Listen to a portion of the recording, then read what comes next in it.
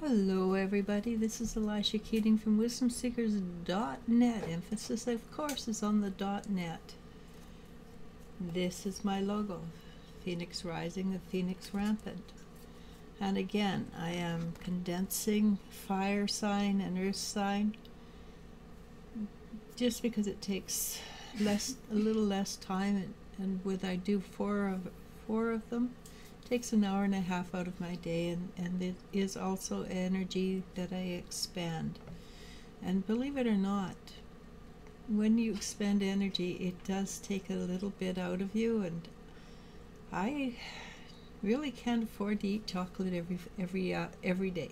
So we're just going to do a condensed version. I will go a little longer, which I find if I don't have the condensed time of 7 minutes, I do get into a bit of a better role, so I kind of like it. So we're going to do the fire sign, Aries, Leo, Sagittarius, earth signs, Taurus, Virgo, Capricorn, for June 5th, 2023, and it looks interesting. They always look interesting. I haven't read the signs yet, but let's see what I can get. And the first card is the King of Pentacles. And as an energy, I like to read that as know where you want to go. Know who you want to be.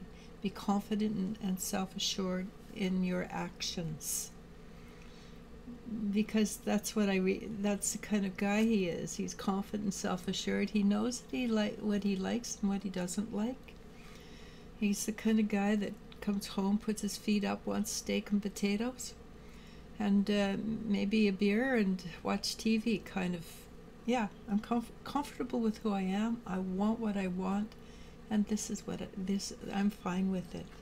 And the next card is the Knight of Pentacles, and the Knight of Pentacles is being again pleased with yourself, pleased with the work you do, pleased with the strength that you put into your life, and self-assured. There is also, in his power center, it glows in a very nice, confident way, so there's no I have to keep up with the Joneses kind of energy. It is simply I am what I am, accept me for what I am, or don't accept me for what I am energy. And that's exactly what we're looking for in ourselves, right? So it's there. It's something you can reach out for or deal with. This next card is Judgment. And again, I read it on a different level than it has been in the past. Now I read it as coming into the light. We've done all the work. We're still living, so yes, of course, we have more work to do. But we've done the work. We've done the exercises. We kind of know the routine. We know the drill. But we're coming into the light. We're seeing things from a different perspective. And it is letting loose of the old social mores. Not that the old social mores are wrong. It's just that we want to do things from our choice. We don't do it because other people tell us we should do it. We do it because it just happens to be right for us. And that is the whole 90 miles. We make a decision. We choose. And we choose from a different perspective. Because some of the old things we did no longer serve. And some of them, you can take them right up to the highest dimensions we can go, I suspect. But we are moving into a higher physicality, higher vibrations, and so things will shift and change.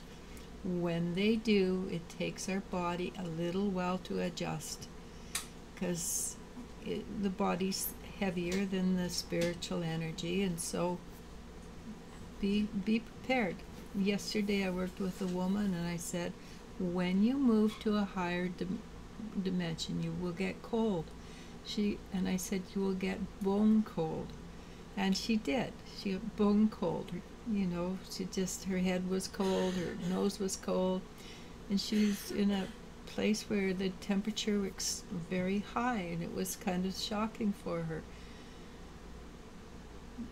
But this is part of, this is what happens. Energy is cold. So when we move up and we have released, and it was wonderful because she did release a huge energy, you become very, very cold.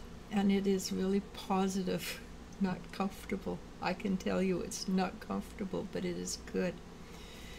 And what else happened? I'm not sure.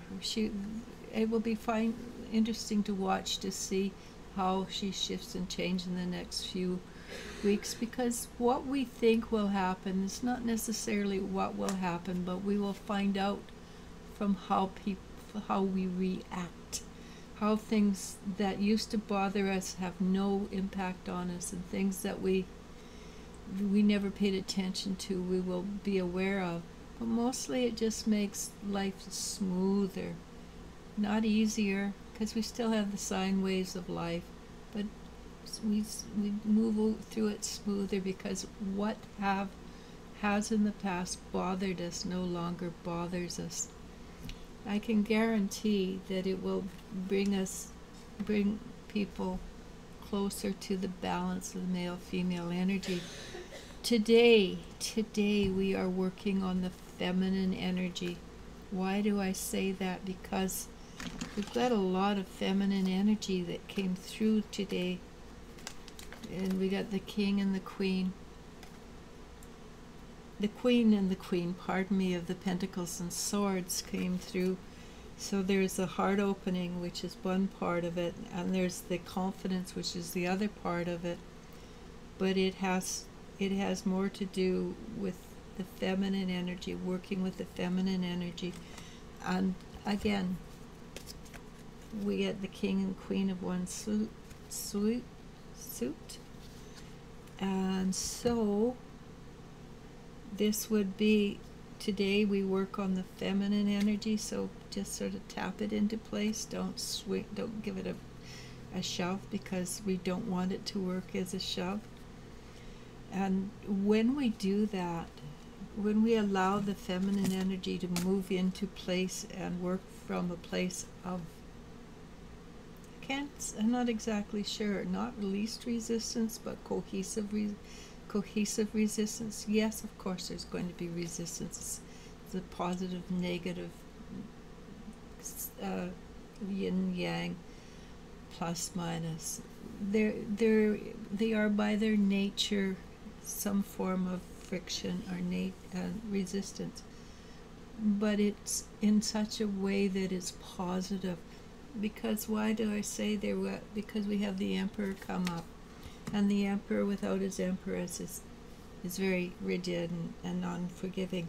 But with his Empress, he's the quintessential male, and so we want to push it into place. We don't want to shove it into place, because we don't want that friction to be too hard. And this will, yes, of course, it was going to take a lot of work. Honest to gosh, that's just the way it is. Some places it will just slot into place because you've done the work, and maybe you did the work in other lifetimes, maybe you did the work in this lifetime. Doesn't matter, the work's been done. So sometimes it will slot into place, so it might be not that difficult.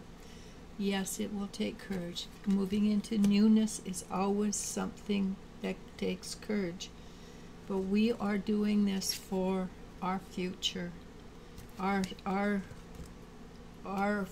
individual future, which when we do things for us, when we make us better, we make everything around us better. You've heard the story of the butterfly that flaps its wings in the Pacific and creates a hurricane in the Atlantic. This is how important it is. We have the tools, we have the ability. We need to allow ourselves to move into something that is higher vibration, and yes, it makes it worthwhile.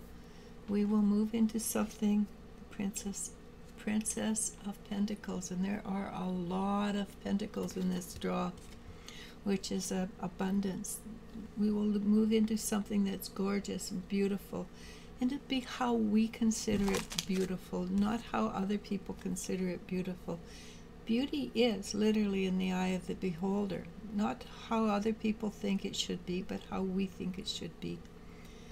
We do, of course, have a lot of support from physical here on the earth, way right up, because it's exciting, it's fun what we're doing, and why not enjoy it?